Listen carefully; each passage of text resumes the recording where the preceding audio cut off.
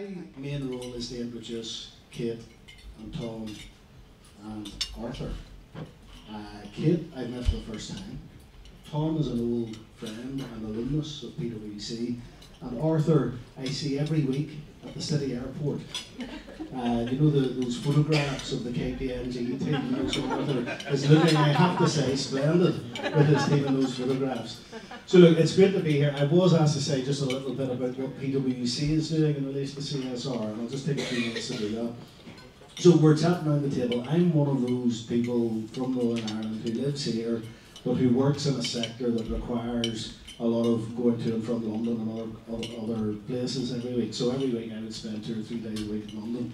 So I just come back last night, and on Wednesday, our main office in London is in Moor, London. So that's down near Tower Bridge. You know, the bridge that sort of goes up and down. It's a nice part of town. And it's nearly like a wee fairy tale place, I think. You know, the streets are cobbled and there's all these lovely corporate buildings and everybody's, you know, dressed up and smart looking and all. But we have moved into this new office, and it's apparently the most eco-friendly, sustainable corporate building in the UK now. So they do things like they take the cooking oil, recycle it, and heat the building with it. And you know, lots of other things, and they've won loads of awards, and everybody's dead proud of it. And it's all glass and beautiful and fantastic, lovely place to go to work. But just beside it, at the time we took over that building, there's an old listed fire station building, and we took that on at the same time, partly and purely selfishly because we didn't want it to be turned into a nightclub and create havoc for people who had been working late in the office, you know, whatever. So we took it on and we've turned it into a social enterprise hub. And what we have is on the ground floor of it, there's a sort of restaurant. You know, looks and feels not unlike this. But it's run by a guy called Simon Boyle, and he's not quite a celebrity chef, but he was on the Dragon's Den, and there's a couple of the dragons who are supporting him. He's quite, you know, well known in those sort of circles.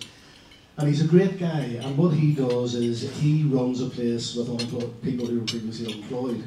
So he trains them, and they go through a big filter, and only a certain number of them make the cut and all that. So all the waiting staff and the finance staff and the chefs and all, he's a head chef, but all the rest of them were previously unemployed.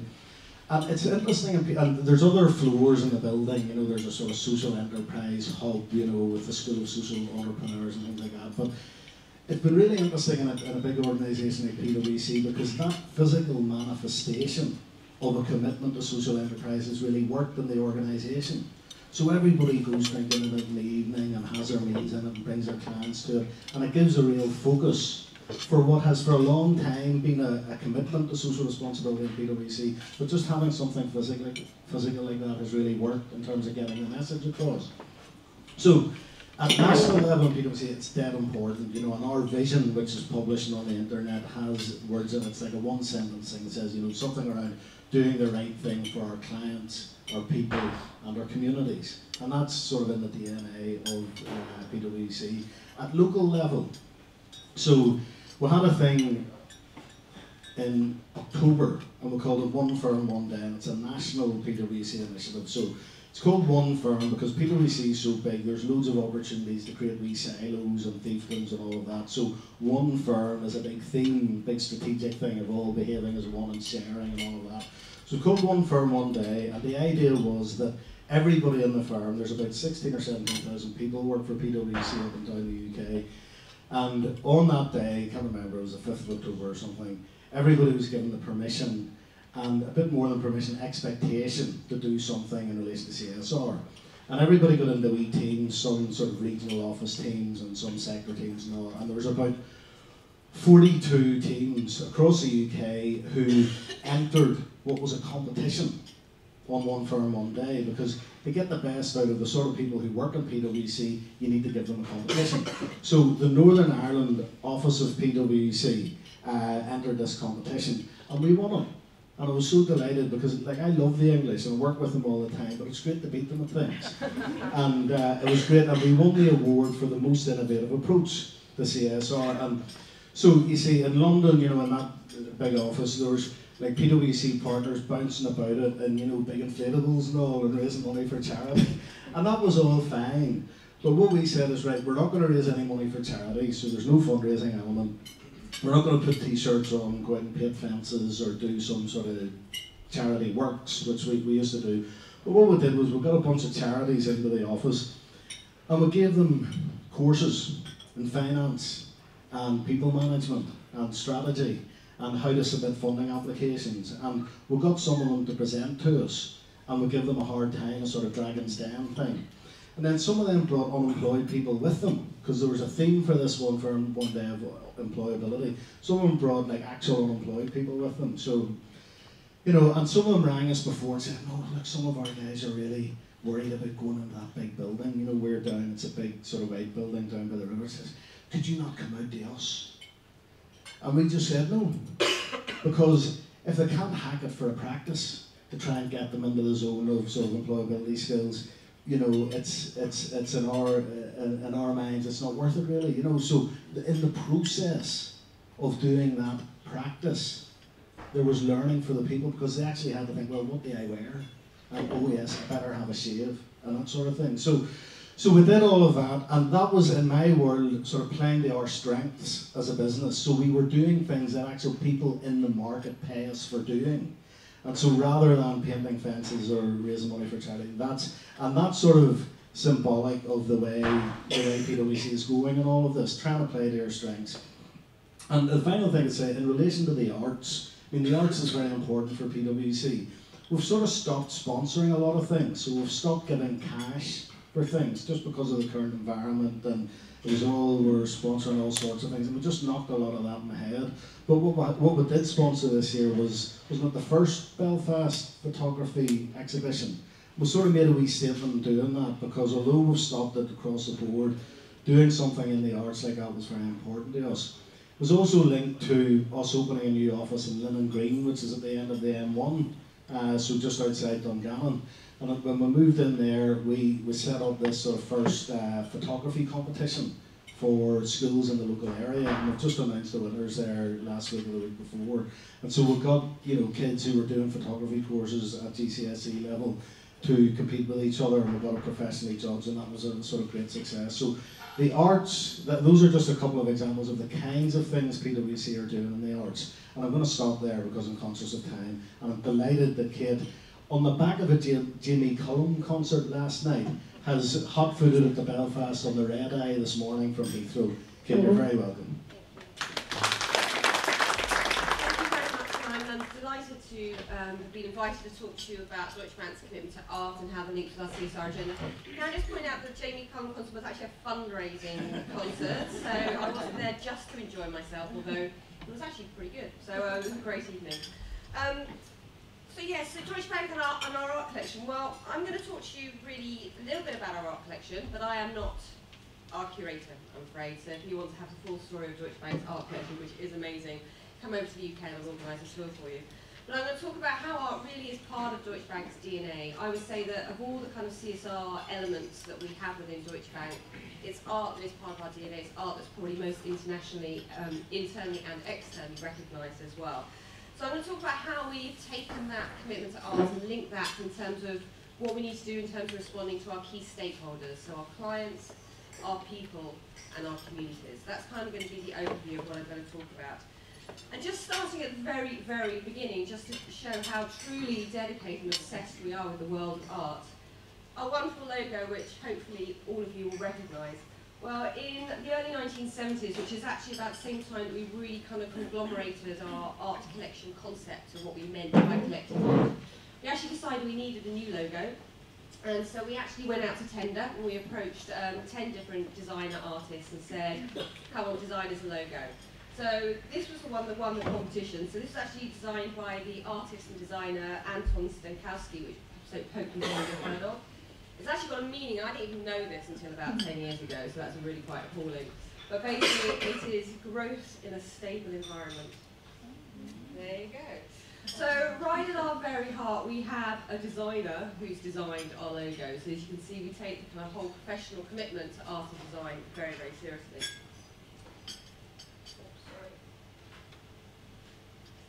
Okay, so Deutsche Bank's art collection. Well, just some key stats about it.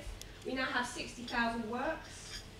It's in 920 of our 1,700 buildings. Some would say we need less buildings, but hey, at least we've got some art to go in there. In 45 of the 78 countries in which we're operating. The concept behind our art is we collect art on paper, and we collect art by young emerging artists.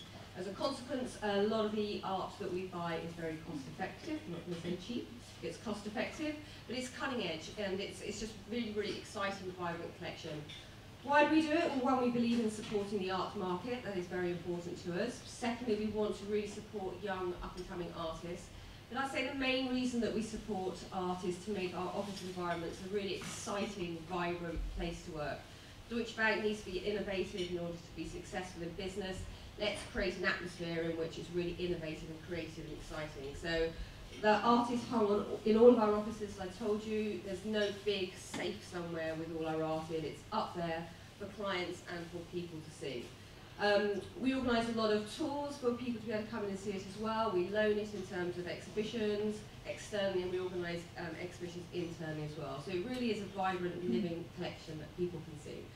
And I think one of the really exciting things about our art collection is it's there to challenge as well. And there's nothing more I love than standing in the lifts in one of our buildings and hearing people moan about the art on their walls. Oh, a kid could do that, that's absolute rubbish, all that kind of jazz. But that means they've noticed it. And even if they don't like it, they're engaged with it, and they're commenting on it, and they're discussing it, and they know that Deutsche Bank has a commitment to art. So, like it or hate it, they're engaging, and to me that's really, really important. So I'm just going to show you a few pictures from my art collection. This is from a wonderful artist called Anastasia, who actually won a Deutsche Bank award a few years ago, but I'll talk about that later on. And she is a wee little thing, she's absolutely lovely. And she spends her time hanging out with gorillas. Not kind of nice fluffy gorillas, but gorillas that kind of kill people. And so she's taken a series of, she's now a photojournalist, very successful photojournalist. And she's taken a series of paintings in terms of living with and responding to gorillas. So this is a set of young people who are just singing themselves in a kind of in a park in Iraq. Here she did a lot of work around women soldiers as well. This is at a checkpoint. I actually have this one in my office because on a bad day, you can imagine that's me. It's very inspiring. And this is actually taken in Spain. It's a queue of refugees queuing up for lunch as a charity in Spain. So there's some quite controversial political stuff. Here's another artist. This is Mathilde Terheen, who's a Dutch artist. She does a lot of work about feminism and domestic violence. So we're not afraid to tackle some kind of heavy subjects in our office. This fantastic artist who does a lot of work about men crying over the death of technology. Siobhan Habaska. This is actually an Irish sculptor. I don't maybe know her, but she's got some wonderful work. They're big pieces from her in our auditorium, actually. And then finally, this fantastic guy, Samuel Foster, who was actually a child, or caught up in war as a child in Africa. And he produces these pieces, which is really kind of a mixture of highlighting key characteristics about life in Africa, but also saying don't be stereotypical about life in Africa as well. So he makes himself a model in all these things, and here he is modelling in some strange African king. But beautiful, vibrant pictures. So we're not afraid of challenging our staff. We're not afraid of making them laugh as well. So here we've got some David Shrigley's, and so we make sure that the art that we hang is challenging, but is fun and is entertaining for our staff. Another one of our Shrigley's we have in our office. So that's in a nutshell, our art collection. As I said again, if you do have a chance to come over to London and would like to see the art collection, then do let me know and I can give you a whistle-stop tour. But as I said, try and get on to it with the curator who's much better than me. Art and our clients is very important. Probably the biggest sponsorship that we do each year is a sponsorship of Frieze Art Fair, which has grown year on year on. And the reason for that is all about our clients. We give our clients access to the lounge, to the fair, before anyone else can get there. So they can be the first in. If they're serious shoppers, they can be running around the fair purchasing before the public, well not even the public, the VIPs get in there. We can stick them in our nice Deutsche Bank lounge with some really cool people and lots of artists. It's just a really unique, money can't buy client entertainment opportunity. It grows from strength to strength each year. Frieze grows from strength to strength each year as well, and off the back of the success of this art fair, we're also sponsoring Art Hong Kong, Frieze New York, and Frieze Masters as well. So we've recognised that clients now associate art with us. They want to still get access to cutting edge art, so we're going to give them that. So this is the wonderful, exclusive Deutsche Bank guest entrance to Frieze, which is pretty fantastic. Every year we have a lounge to entertain our clients in, but again we make sure that the art in the lounge is very, very important to as well. So we have an art concept each year that differs.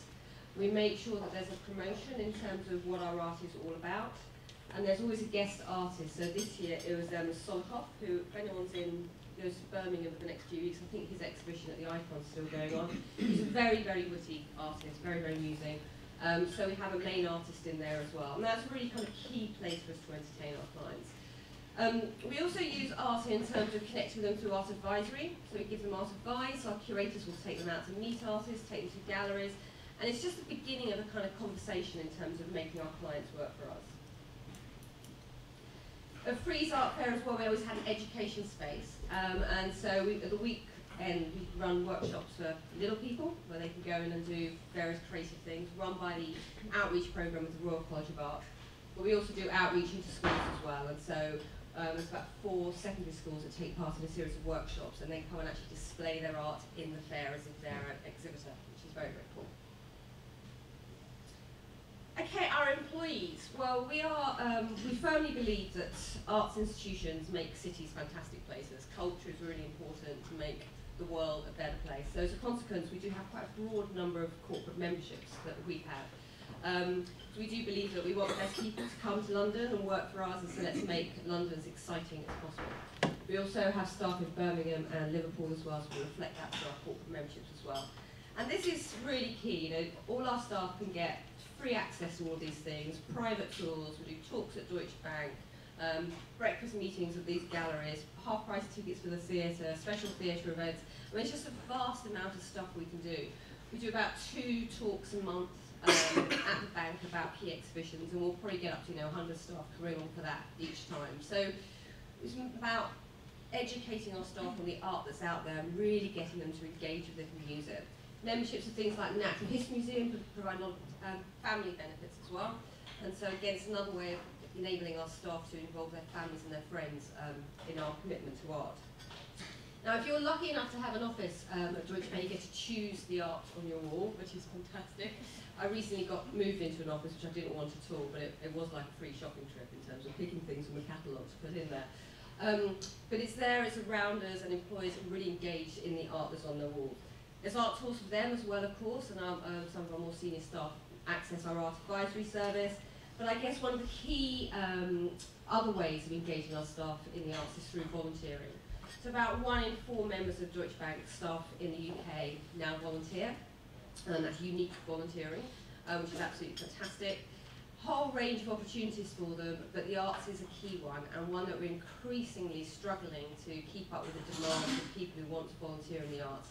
And whether that's participating in the Young Professionals programme with Arts in Business, whether it's getting involved with board banks, whether it's mentoring graduating students, whether it's running training programmes for arts and crafts institutions. There's just a vast range of volunteering opportunities that we promote, but we can't keep up with demand, which I personally think is really exciting. So we're just about to start some new relationships with the Royal College of Art and University Arts London to see if we can provide some business advice and business training for their alumni to really kind of help boost the kind of creative industries in the UK. That's our favourite young volunteer for the Young Professionals programme.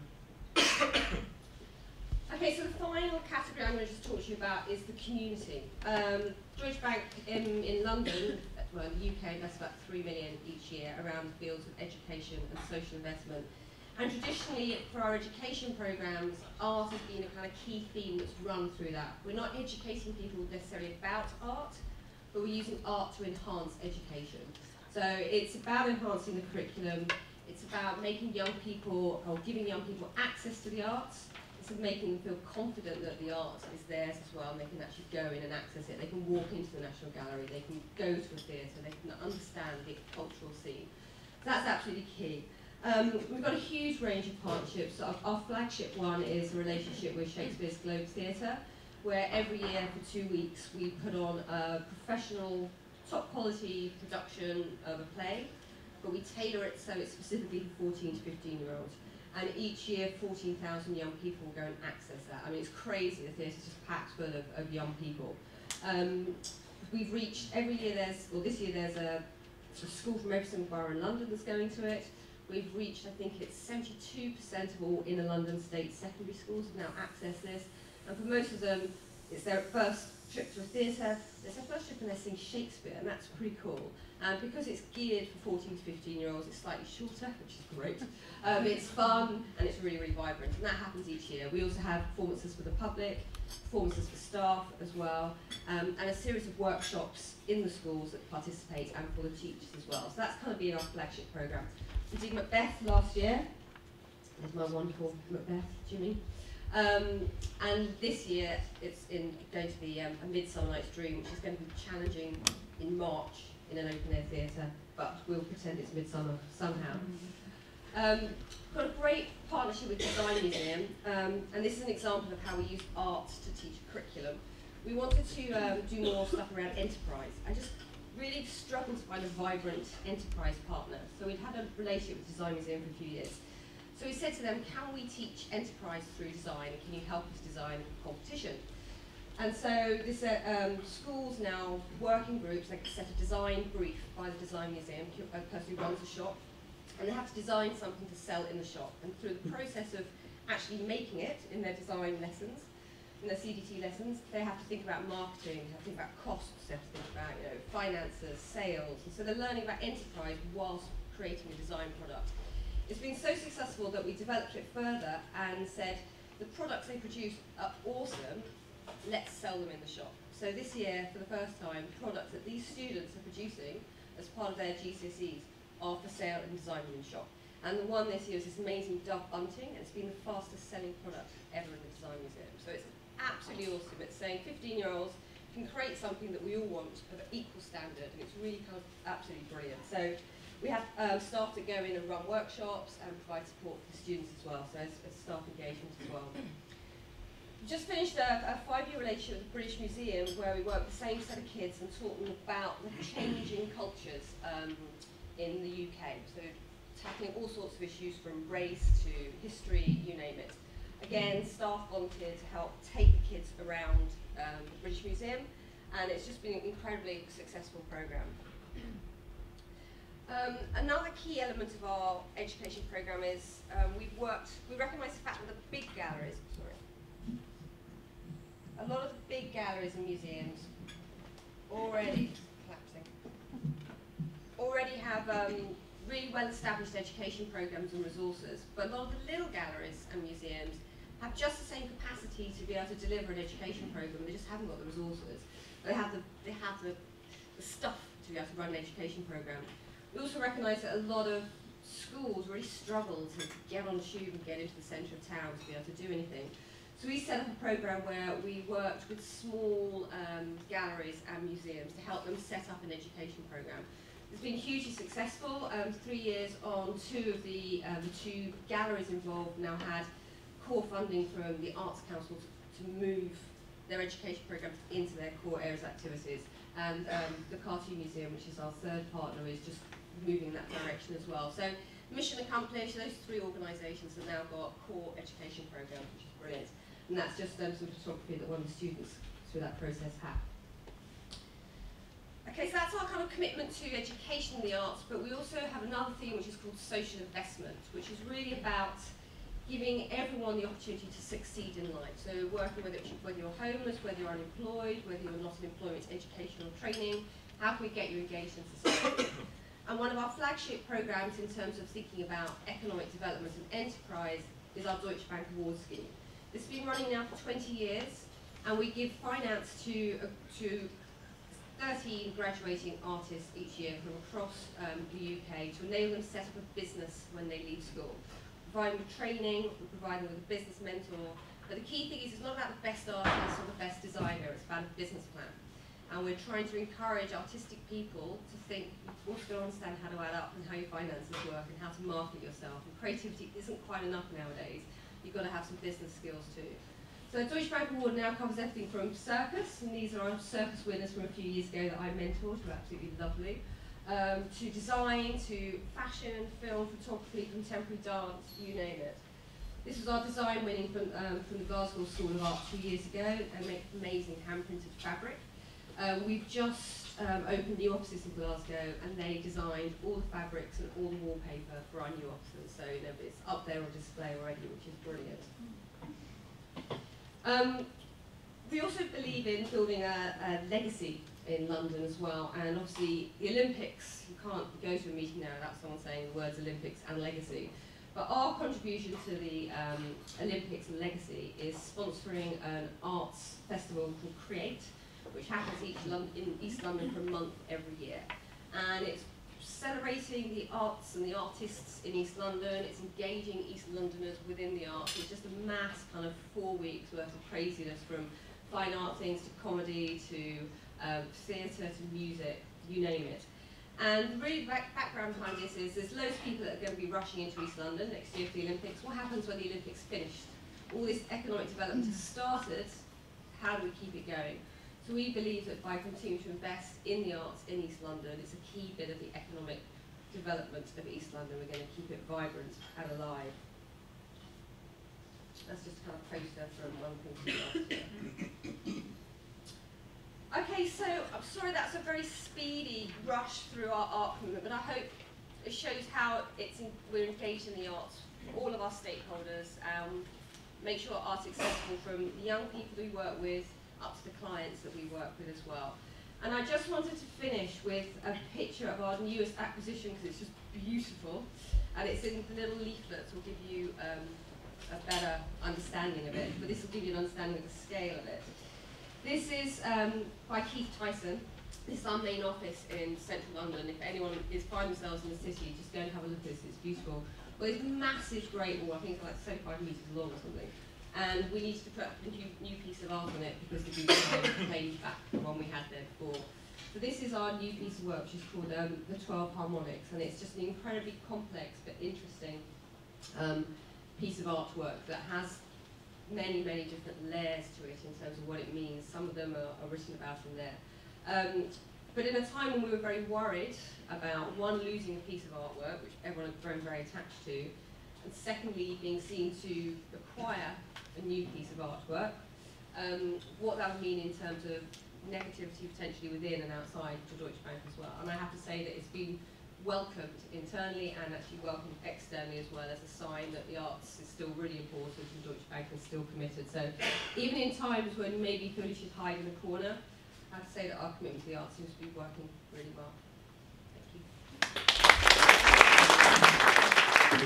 I would now like to introduce Tom O'Connor from the Belfast Harbour Commissioner. Thanks, Tom. What I'm going to do is contextualise what I do and the Harbour Commissioners. A lot of people don't know the Harbour Commissioners, what they do in our work, and that's why they refer to it as Belfast Harbour Commission, because there's commissioners by default. There should be a commission. The legal entity of the firm is Belfast Harbour Commissioners. We use our operating brand Belfast Harbour, which we've created in a number of years. We're the Port of Belfast, effectively. What do we do? Boats, things that float in water, and tenants. So Bombardier, IKEA, Sainsbury's, Stena, these are all clients of the port. How significant is the port to Belfast and the economy? Well, a third of Northern Ireland's GDP is directly attributable to Belfast Harbour and businesses within the area. There's 2,000 acres of land out there and 1,000 acres of seabed, and we've been around for about 400 years. The thing about it was that not a lot of people knew that, and the second dimension was a lot of people didn't really care. And the third one is the Harbour Commissioners had managed to alienate many audiences over the years, which was a reputational problem. So where did I come into the mix? I'm going to tell you a bit about what I do, what I try to do, a smidgen about myself, and a smidgen about one of my things in life, which is about marketing, proper marketing, that I don't think is really properly utilised in this day and age. Harbour Commissioners, I started in 2001. No, I didn't, that's a lie. I started, it's been such a beautiful experience there. It's obviously coloured it. I started Harbour Commissioners on the 19th of February 2007. I went into an organisation that I only knew reputationally. This was the Big House. This is a house where the Power Elite in Belfast operated. I have heard many stories from a variety of audiences before I started. Don't work for them, it'll be a nightmare, you'll not enjoy it. I had no experience of the type of marketing materials that they produced or the type of activities they were involved in. So when I came in, I was looking at it rather neutrally. There's a wee bit of a cynic in me, doubting Thomas, I was aptly named. So when I came in, I was asked to review their marketing literature, which I found to be incorrect. It was incorrect because it failed my personal taste, but the point of marketing is to reduce the distance that exists between two parties, an individual, a business, an individual. Psychic distance, we invent problems, we invent stories, we invent anything about someone else. Proper marketing is to reduce the psychic distance, means you have better opportunities to communicate more effectively. Harbour Commissioner weren't doing that, and they didn't really care previously. When I started with a new chairman, we also had a new chief executive. The new chief executive was involved with Belfast, business in the community, and he was a board member. We had a new chairman who wanted to change things. He said, this organisation has not told its story. This organisation hasn't allowed a lot of people into the building. They always use the story in our place about the pearl in the oyster, that a lot of people never seen the pearl. So a lot of people never come into the organisation, and one of our corporate responsibility things, which I'll mention, is about giving people access to the heritage facilities that we have. When I started, the previous year in 2006, they had allowed 18 events to happen in the Harbour Commissioners. I'll show you the sea change there. By the end of this year, we'll have facilitated the gossip about 130. Now, we still have a very lean team. So where did it all start? I was told that we need to engage more. So I set out a marketing strategy based on the organisation and context. The fact that it wasn't evolved enough, it didn't have publications, there were so many anomalies, so many problems, so many things. We broke it down quite simply. Reputational space, transactional space. Transactional space is us making a sale, trying to do our business. Reputational space is the thing that almost defines the Northern Irish. We like to invent problems, we like to be suspicious. I don't like to look at him. He reminds me of somebody I went to school with, so by default I don't like him. And that's how we behave. I do that, and I've tried. And the arts has been an interesting vehicle for me, that I don't know everything, that I'm not the smart, well I am, well I'm not the smartest person I've ever met. I don't know everything, and I don't need to know everything. And the arts within the context of RCR has allowed me to be a wee bit more evolved, and actually to stand back and listen, and it's improved my communication skills at home, which I needed last night. Which is a separate matter. Corporate responsibility. Business and the community have 4 dimensions: workplace, community, education and environment. I use those 4 dimensions as the structure for our corporate responsibility programme. Okay, we're going to go and do projects and that. Here's the money set aside. Let's go out and do it. Who do we talk to? Well, I don't know everything. I don't know what Harbour did previously. So we go and talk to all the arts organisations, the educational sector, other firms out there. We then watch and see and observe, and then we can then start to craft what we want, okay? The good thing about doing anything with corporate responsibility is that you have, if you're in a senior position in an organisation, an ability to actually put in your own little foibles and tastes. I like opera, and I've liked opera since I was 18. I like classical music. I don't like street theatre. I was always frightened of circusy type things, but I could always see the beauty and the beauty and the experience and the fact that other people liked it. I mean, David I've known since Cooper's and Island, but he used to say to me, because he likes jazz and he has all these talents outside the world of PwC, about soul and doing something and having another dimension that you can then expose to people. Now, those that don't know, and there's a lot of solicitors and accountants here, so this is good advice. You can show an awful lot of yourself in the context of what you do to other people, to close the space, to actually allow you to sell better, to make relationships, to forge new relationships. What we have done in Belfast Harbour is that there's a part of me that said, you know, we'll never ever change the detractors in our place, or outside, our stakeholders, and they are legion. The Harbour Commissioners are this. The Harbour Commissioners is that. You know, we're not going to change them, and CR won't change that. It won't make any difference because they will have that fixed view, and we're not changing it. But Belfast Harbour Commissioners have been around for 400 years. We built Belfast, we've shaped the city. We are an economic multiplier, catalyst for the economy. So we have an undertaking, a duty of care, call it, to the city and to its citizens. So what I've tried to do is to enforce this within the marketing realm. If we are doing proper marketing, we reduce the space that exists between two parties. And I'm saying, we have built the city, and this is our credentials, and this is what we're trying to do. And come in and see it. Go and have a look at our website. Go and have a look at all the publications, because we've changed the brand, we've changed the ethos, we've tried to change our engagement with external people. And a lot of the individuals here who have had previous experience with the Harbour Commissioners will talk about that oppressive formality that used to exist within the Harbour Commissioners. But the only way that we can tell our story is to bring it to life. And one of the elements of that has been the arts.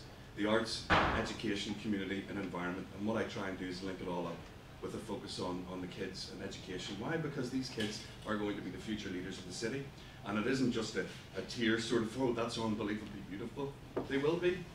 And I can tell you that even the most cynical, and I am more than others, can be totally taken aback by the quality of the arts product that is out there, the quality and the passion of the people involved, the fact that they know what they're doing, more so than you do, the fact that they are trying to help and assist. We're not looking to try and exploit anything. I'm not looking to try and exploit opportunities within the realm of the arts for the benefit of Belfast Harbour. It's a natural fit. Corporate citizenship, we built the city, we're giving something back to the city so that we are changing. I get Protestant schools, Catholic schools, maintained schools, integrated schools and special needs schools down, and we say, look, here's the history, you know, here's the story, this is what we're trying to do in the future, and this all integrates perfectly for me into a proper marketing product. A marketing product from Belfast Harbour that's consistent, integrated, effective, can be very measurable if we want it to be measurable, but we don't do it like other firms. We're not looking to say 250 people saw that product in offer, like the boat factory within the Harbour Commissioner's office as part of festival. We all feel better about the Harbour Commissioners now. It's not why we're doing it. It is good business sense, it is good ethics, it is good morality, it is one part faith. Collectivism, we are collectively linked. If you want to go and build the city for the future, get your finger out and engage with community groups and the arts groups, and you can see things come to life, like Bugsy Malone in the Opera House that we sponsored, a wonderful project. I had 550 kids out on a boat recently to tell them, here's Belfast, here's the stories, there's the slipway, there's Titanic Belfast for the future, go and have a look. We do stuff in musical theatre for youth. I helped a company called Dance NI with a project called Merge. Wasn't my cup of tea. I could stand back and go, that was unbelievable, that was unbelievable. And you can be taken aback by the quality of the offer. It can fit business objectives, and you will learn something from your own perspective. I could say a lot because we do an awful lot, and if you really want to live the dream, go and have a look at our website and have a look at the projects that we are involved in. And they are unbelievable, genuinely unbelievable. I think I'll leave it there before the emotion spills over in the crowd. Thanks very much, Tom. So finally, KPMG are one of PwC's biggest competitors.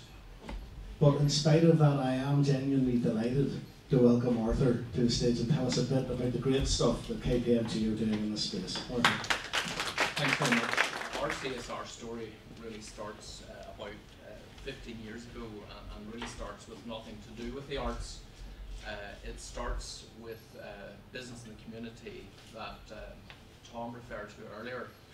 And about 15 years ago, our global chairman, Sir Mike Reck, became a board member of business in the community, and he started to get KPMG across the UK involved in business in the community. And our office in Belfast, which is about 200 people, became involved with business in the community, and in one particular programme, their Time to Read programme.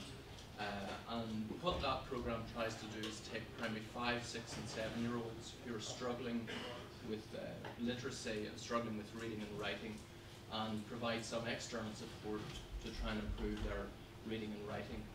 So we signed up And weekly we have about 18 volunteers that go out to 2 schools, St Joseph's in Grosvenor Road, Lower Falls area, and Euston Street Primary School in East Belfast. So we have 9 volunteers going to each of those schools every week for a couple of hours a week and taking an individual child from primary 5 through to primary 7. So it's the same graduate trainee, it's the same child for 3 years, and help develop their literacy skills. So that's where we got involved really with our big piece of volunteering, and we do lots of other volunteering for charities. You know, we have a Get Sense program, which is we have some of our trainees who go into some charities, DePaul in North Belfast, who deal with drug addicts and trying to teach people about how to manage their budgets and stuff like that. So we do those kind of things.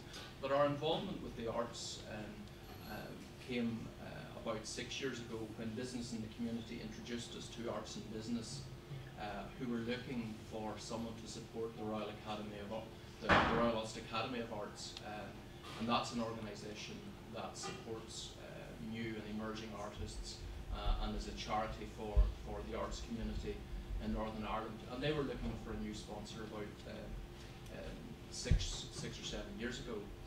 And they came to us and they talked, and we could see how we could turn their kind of annual exhibition into a good client entertainment event. But it wasn't quite fitting with how we wanted to develop our CSR strategy, because that was part of the reason of wanting to sign up and do some volunteering and to support a charitable organisation, and that was actually how do we get our staff involved. But the more we talked with Arts and Business in the community, we realised actually we could get the RUA to start doing some arts and outreach programmes with those schools that we were currently involved in, and that would allow our volunteers, the 18 volunteers who go out every week, to actually get involved in some of the art projects. So that's really how it took off, and we now, the client entertaining event, the major exhibition that the RUA has every year, it happens in the autumn just before the Belfast Festival of Queens. It runs for 6 weeks. It's run the last couple of years since the Ulster Museum has opened. It's run there, and it's got more throughput than any of the previous 15 or 20 years of people who have come through it. But the key for us isn't the big client entertaining event, and it is a good evening. Our clients get the opportunity to come along to the exhibition. There's about 1,500 pieces of art go into the exhibition. About 300 of them are chosen by a panel of judges. Our staff get to be involved in that panel to select the art that goes on display and is actually sold. And so it's a big fundraising event for the RUA, but for us it's a great evening for our clients, because they get to come along in a relaxed atmosphere, look at the art, talk to their friends, talk to us, do a bit of business, and it's a very relaxed evening. You come for 15 minutes, they come for 2 hours. And that's probably the most visible aspect of our sponsorship with the Royal Ulster Academy, but it's not the most important. The most important is the arts programme that we get the RUA to do with those schools. So last year, what we had a 4 to 6 week programme where the artists from the RUA went out to those 2 local primary schools that I mentioned, St Joseph's in Euston Street, and also Tuckmona Primary School, which some of you will know is it's a very socially deprived area in South Belfast. It's a loyalist enclave, so lots of social problems there. I happen to be the chair of the governor, so I got the RUA to come out to that as well. So what happened is that the kids at the school got to do their own arts exhibition, got to develop their own piece of art, apply for the exhibition, get a panel of judges to choose and pick, and there was an exhibition run for their art in parallel. And this year we're going to do something slightly different. We've now got 4 schools involved, with 3 schools that I've mentioned. We've got Divis Street Primary School as well. We're hoping to get them signed up, and some of you may know that Divis Street takes a lot of kids from the travelling community. So we've got a photography project running this year where we're going to give each of the kids in the school a disposable camera, to go and take photographs of their lives, and they're going to run an exhibition as well, and that exhibition will hopefully happen sometime in the early spring, where we'll take all of their photographs, we'll choose them, we'll do a montage, we'll actually do individual booklets for their own art, and they'll get to put their art on display. And some of these kids will have never held a camera. Some of these kids will never have their work on public display. So that will mean a lot to them to actually do that. Some of the other aspects then, in terms of our relationship with the RUA, one of the things that we have done in the past with the Royal Ulster Academy is that we've run a number of tax planning seminars for artists, you know, who don't know how, you know, and there are reliefs and benefits for being an artist, so just taking them through that. And some of their more experienced artists have actually run seminars for our clients about investing in art, and what's good and where you should spend your money, what sort of things you should invest in. So there's been a good relationship there. But about 2.5 years ago, or sorry, about 5 years ago, we were looking to expand our CSR activities and do a lot more kind of volunteering and support of charities. So we had been spending a lot of money on charitable donations, but it was very ad hoc and it wasn't structured. So we talked to the staff and they said, well, why don't we pick a couple of charities that we support? And we looked at a range of charities, and there was a short list picked, and we got the charities to come and pitch to the staff, and the staff chose their own charity. But the RUA put us in touch with War and Want, a local charity, and War and Want is a local charity which actually which grows out of Northern Ireland, operates out of Northern Ireland, but does a lot of work in Uganda and East Africa in particular, where they support sustainable farming and sustainable communities, where they don't just buy food and resources and deliver it in the country. What they do is they buy seeds and animals and crops and try to create sustainable farming in communities, that, you know, that the crops can be sold in money, and you can buy more goats or cows and actually start to grow sustainable food production and spend some money for irrigation and that. So that's the way. So our staff chose that charity, and we've now linked up with the RUA and War and Want, where one of the main fundraising events for War and Want is actually to do an art auction. So we last year was their 50th anniversary, so I think we sold over £100,000 worth of art for the charity, and more than half of that goes into actually spending money in country. You know, we've had kids run the Belfast Marathon. We've had our senior partner Abseil down in front of the Europa to raise money for War and Want. So those are some of the activities that we've used our relationship with the RUA to become central to our CSR strategy. And what we've been able to do is we've been able to link a number of strands of our people strategy in terms of supporting charities, in terms of volunteering, in terms of personal development of staff, and very much, as David said and Tom said, it's about giving back to communities and supporting communities, and that's where we get our people from. That's what they're interested in. That's how they're interested in supporting. They're interested in supporting their communities through much more through volunteering and fundraising. We give people a bank of 10 days per year that they can actually use if they want to do any type of volunteering. Not everyone uses it. Deutsche Bank said they have about 25% of their people doing CSR. We've something similar in terms of people using that bank of ours, non-chargeable hours, and chargeable hours are important in accounting firms. So that's some of the reasons that we do it. And I think one story that really sticks out for me is my secretary was one of the volunteers that did the Time to Read, and she was working with a P5 child in St Joseph's, a child who came from a single parent family, no visible sign of work or working family in that child's environment, struggling at school, dyslexic, falling badly behind, and she was supporting him in doing his Time to Read once a year or once a week. And there was a project come up to actually enter an international competition to design. It was called Beast Quest, and they all had to design a bug and had to write a story about it. And my secretary helped this P7, this 8, 9-year-old child to design this bug and write this essay, and he won it international competition. And what that did for that child's self-esteem, and what that did for my secretary in terms of having supported that, and that just speaks volumes about why it's important.